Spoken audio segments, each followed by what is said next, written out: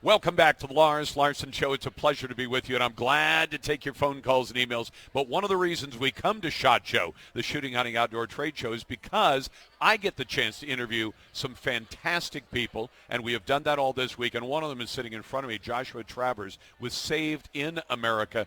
Joshua, thanks very much for your service in the United States Marine Corps. We were just talking about the distinction between former Marine and current Marine, but once a Marine, always a Marine. Thank you for that. Hey, thank you. Thank you very much. Tell me about Saved in America.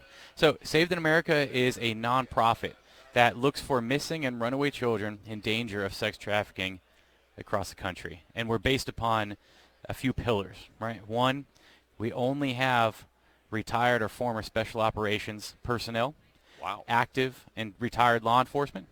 They all become licensed and insured private investigators in their respective states, and we never charge parents a dime to look for their children. Now, that's the clean way to do it, right? Yes. I always tell people, just as a side note, that I like the Marines' Toys for Tots. Why?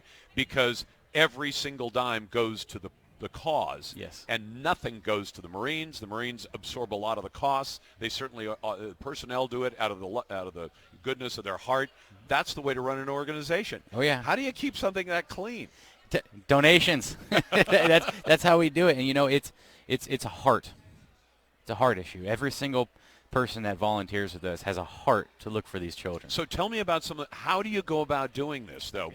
Because I know families will call the police and say, look, my 14-year-old daughter has disappeared. And they say, well, fine, when she's been gone for 2 or 3 days, call us back, and maybe we'll put some time into it. I'm not disparaging law enforcement. I'm just saying they're operating under their protocols.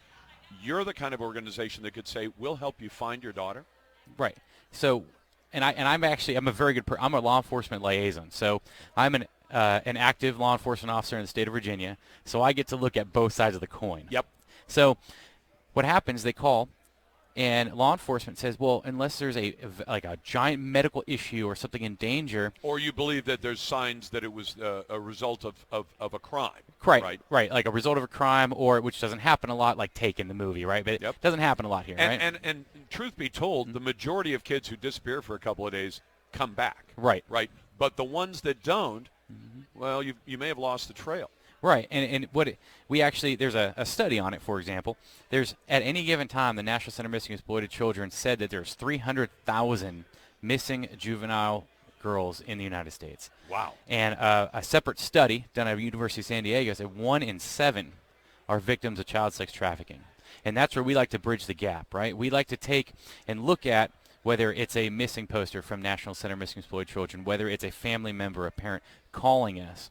We like to bridge that gap that law enforcement doesn't have the resources for, and we say we are going to look for these girls. We're going to find a location. We're going to use social media networking. We're going to use our computer forensic skills. We're going to use our surveillance skills to pinpoint a location, wait there, hold the perimeter, call law enforcement, and have them rescue the child. Because you work in concert with law enforcement, as opposed to saying we're vigilantes. We go out and we deliver justice. No, you find the child.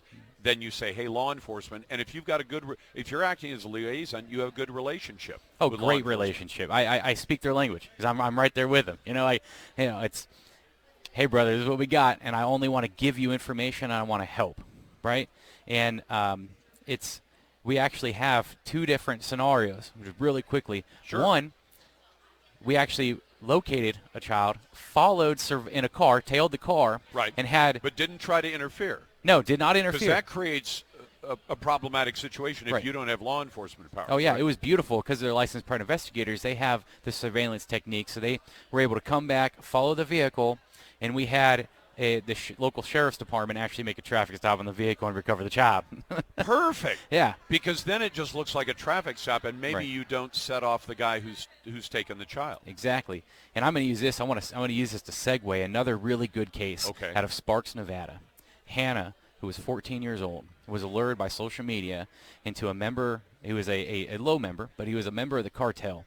Brought her all the way down to Rosarito, Mexico. What? And we had took her across international lines. Yeah, the other way, right? Took her down there, and we had, which we still do, is 2 former intel guys from San Diego area that worked with the federales in Mexico to actually bring her back. Not only that, he is in prison now, and there's a civil judgment against him and all of his assets. Wow. And that was done by our legal team as well. That is a win. Mm-hmm. Okay, so what do you need in the way of help? You need donations. Yes. Do you need other law enforcement and former military too? Oh, yes. If SavedInAmerica.org, www.savedinamerica.org, you go on there. You can donate to us. You can volunteer with us. To do that, like I said, former special operations, active retired military. Then we have a new division, our technical operations. So if you are a former, like a veteran, and you have a technological skill in, computers, social networking, and you're good at that too, we can use those skills as well. We'll get you licensed up. We wrote the book, Investigation of Missing and Exploited Children. And there's actually a national designation, Certified Missing and Exploited Child Investigator you can get. Once you get all those. And let me ask you, in most states, is it relatively easy to get a private investigator license? Is it something like DPSST or the certification agencies that deal with both private security and with law enforcement? Is it tough? As long as you have the qualifications itself are not easy. But once you get there, then you can get the easy part. What are the qualifications? So, like, for example, I have it in Virginia. I also have it in California. Okay. California has 6,000 hours of experience. So, but you have that. Right, because I've been doing a lot of guys. That's 3 years full time Yep. as a cop, right? Okay. So I have that in Virginia. It's I believe it's 2,000 hours. You got to be employed by somebody. You got to go to regardless of whether you're a cop or not. You still got to go to a school. You do. How Yeah. long? It's a week-long course, and then you go and you do all the firearm stuff and everything separately. So. Okay, and that's if you want to be certified firearms, or is it required as part of the If you PI? want to be certified firearms, but it's Virginia, might as well. Yeah. Whereas in California, I wonder what the hour requirement is. It's harder. It's harder. Yeah. It's harder to own a gun, and you got mag limits and everything else. Right. So what else do you need? Because if you've got people who've just got computer skills, Mm-hmm. would you take them, or is it all law enforcement and or military? I would say because that vets people for you, right? Right. If you have the computer skills, email us. See what you can do to help us. Because you could sit in Seattle, Washington, Yep. and help with an investigation in Virginia. Well, we've got 150 reserves across the country that do help Wow. us.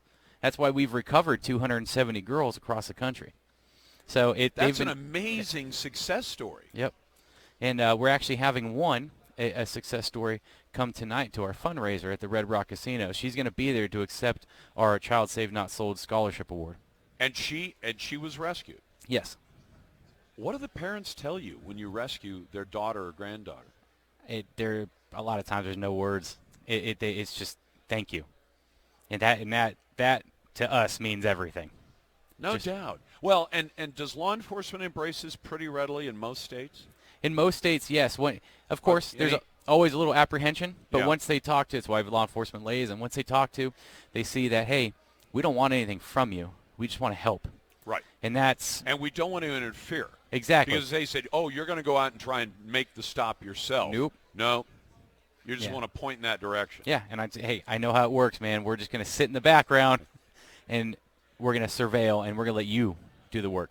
That is a fantastic story. SavedInAmerica.org? Yes, SavedInAmerica.org. Joshua, thank you very much. Hey. 270 girls? 270. One of them is going to be there tonight at 5:30 at the Red Rock Casino, where we have our second annual Las Vegas fundraiser. Then this is a fantastic place to look for recruits to help you out. Oh, yes. All right, Joshua, thank you very much. We're live at SHOT Show all this week, and glad to get your calls at 866-HEY-LARS. If you'd rather email, it's talk@LarsLarson.com. You can vote in our Twitter poll, of course, at Lars Larson Show. And if you still don't like Twitter, even with Elon Musk, you can vote in the Twitter poll at LarsLarson.com. No censorship there at all. And we'll get to your calls and your emails a bit later. You're listening to the Lars Larson Show and the Radio Northwest Network.